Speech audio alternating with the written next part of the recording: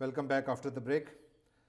جبار صاحب یہ بتائیے کہ ہم امیگریشن پہ بھی ساتھ ساتھ بات کر رہے ہیں کہ جو امیگریشن اصلاحات ابھی تک آپ نے ذکر بھی کیا کہ اوباما جو ہے صدر اوباما ہر سال یہ کہتے ہیں کانگریس سے کہ آپ جو ہے کمپریہنسو امیگریشن ریفارمز کو پیس کریں، لیکن وہ ابھی تک ہو نہیں رہا. کیا آپ سمجھتے ہیں صرف سیاست ہو رہی ہے اس بات پر؟ پروگریس یہ پالیٹکس ہے، پالیٹکس ہے، ہمیشہ پالیٹکس ہوگا. جو ووٹ حاصل کرنے کے لیے جو بولنا ہے بولیں گے. جب تک امیگریشن اتنا پرابلم ہے مگر until it really takes over the country, everybody feels the effect, کچھ نہیں ہوگا. کچھ نہیں ہوگا.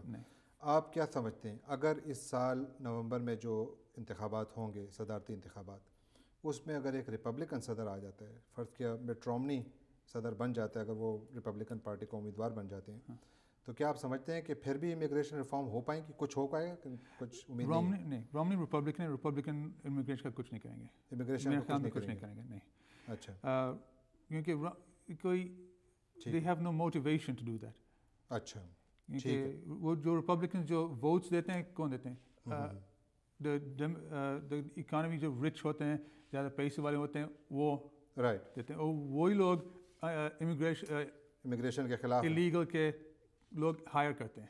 وہ چاہتے ہیں کہ فل ویج نہیں دو، ہیلتھ بینیفٹس نہیں ملے، ایسے کوئی بینیفٹس نہیں ملے، یعنی فری ورک، چیپ ورک. ٹھیک ہے. تو وہ امیگریشن ریفارم نہیں کریں گے. اچھا. سکندر اقبال صاحب ہیں کولراڈو سے. جی سکندر صاحب، یو آر آن ایئر. اچھا جی، السلام علیکم جی. جی وعلیکم السلام. وہ میں بات یہ کر رہا تھا جی، I been here for the last 40 years. Okay. 40 سال سے میں ادھر رہ رہا ہوں ڈینور میں. ٹھیک ہے. میرا ایک چھوٹا بھائی ہے جی، he was about 2 years old. Okay. وہ آیا تھا ہمارے ساتھ، اور اس کا نام ہے علی حسن. ٹھیک ہے. میرا نام ہے سکندر اقبال. ٹھیک ہے. We used to travel together. Pakistan گئے ہم، we travel all around the world. ٹھیک ہے. جب بھی ہم لائن میں کھڑے ہوتے تھے تو وہ علی حسن کا جب نام آتا تھا تو کہتے کہ okay can you step out. اس کو وہ لے جاتے تھے. میں ان کو کہتا yeah he is my brother. کہتا no just keep on stay in the same line. وہ یعنی پلین لینے کے لیے نا. سمجھ گئے میری بات؟ جی جی جی. تو یہ مجھے بتائیں کہ یہ کیسے یہ ناموں کا چکر رہا ہے، یہ کیا بات ہے جی؟ اس کا مطلب یہ ہوا کہ اب مسلمانوں کو محمد، علی حسن، اصغر ایسے نام نہیں رکھنے چاہیے. کیا بات ہے؟ یہ ڈسکریمنیشن ہوگا. مگر یہ آپ کا بھائی، یہ ان کے جو بھائی ہیں علی حسن سٹیزن ہے یا یہاں کے سٹیزن ہے یا نہیں؟ سٹیزن ہے. اچھا سٹیزن ہے. تو پھر پرابلم وہی بات ہے. لیکن دیکھیں وہ 9/11 کے بعد دیکھیں امریکہ جو تھا، امریکہ بھی مسلمانوں سے اتنا زیادہ واقف نہیں تھا. امریکہ جو ہے وہ تو مسلمانوں سے زیادہ واقف اس وقت ہو جب 9/11 کے دہشت گرد حملے ہوئے. اس کے بعد پھر جو ہے ایسے معاملات پیش آئے کہ جس میں انہوں نے ایک ایسا سیکیورٹی سسٹم بنایا کہ جس میں ناموں کی بنیاد پر لوگوں کو روکا جاتا تھا، کیونکہ وہ باقی جو دہشت گرد تھے یہاں پر جو حملوں میں شامل تھے ان میں جس قسم کے نام بنتے تھے یا جو ٹیررسٹ واچ لسٹ پر جن کے نام تھے، اگر وہ میچ ہوتے ہیں تو اس کو روکنا تھا. اس قسم کا ایک سسٹم تھا جس میں کافی خرابیاں بھی تھیں اور ایڈمنسٹریشن نے اس کو کافی دفعہ اس کی طرف پوائنٹ آؤٹ بھی کیے. اس پہ آگے بات کرتے ہیں. محمد صاحب ہیں کولوراڈو سے. جی Muhammad, you are on air. Muhammad hello. اصل میں بات یہ ہے کہ جی کوئی سٹیزن ہو یا یہاں 50 سال رہتا ہو، یہ گارنٹی نہیں ہے کہ وہ آپ کو نکال کے نہ کریں.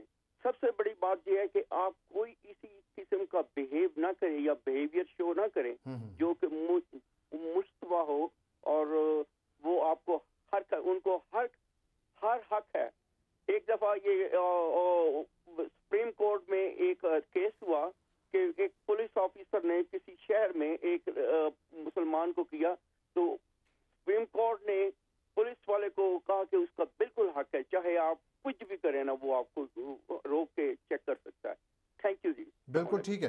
ان کا کمنٹ تھا اور یہ میرا خیال ہے وہ بات جو نقطہ جو انہوں نے اٹھایا وہ درست بھی ہے، کیونکہ دیکھیں یہاں پر سیکیورٹی کی رسپانسبلٹی اس ریاست کی ہے.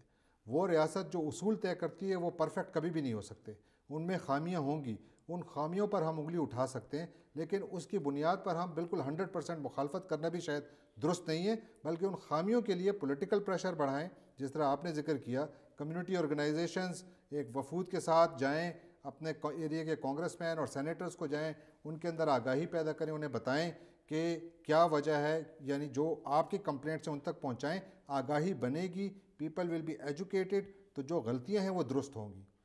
کیا سمجھتے ہیں آپ؟ ہاں، وہ کمیونٹی جو گروپ جو ہوتا ہے وہ بھی صرف وہ امریکن کو بھی ایکسپلین کر سکتے ہیں کہ اپنا مذہب کیا ہے، پورا یعنی کمیونٹی کو مکس کر سکتے ہیں. بالکل بالکل، یعنی دیکھیں مسلمانوں سے آگاہی، اسلام سے آگاہی، مسلمانوں کی کلچر سے آگاہی، پھر مسلم ممالک جتنے مسلم ممالک ہیں ان کی اپنی مختلف کلچرز ہیں ان سے آگاہی، پھر وہ مسلم ممالک جس طرح پاکستان جیسے ممالک جو کہ ہاٹ سپاٹس میں ہیں دنیا کے، جہاں پر کہ مسئلے مسائل بہت زیادہ ہیں، ان سے متعلق تو سب سے زیادہ آگاہی کی ضرورت ہے.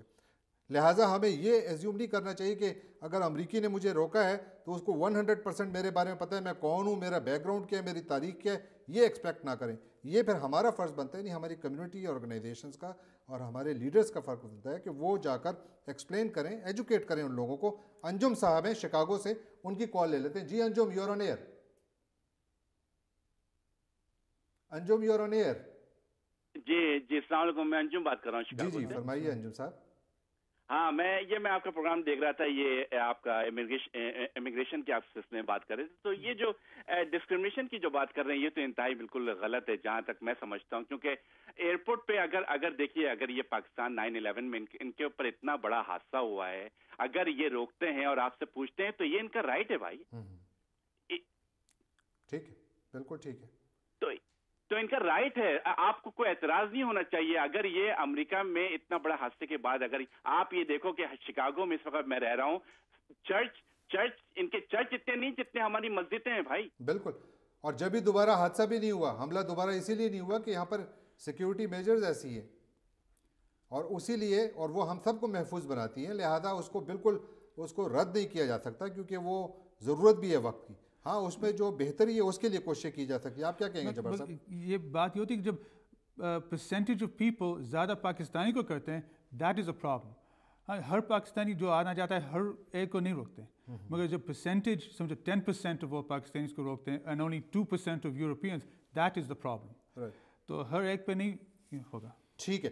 عالیہ ہیں ٹیکسس سے، ان کی کال لے لیتے ہیں. جی Aliya, welcome to the show.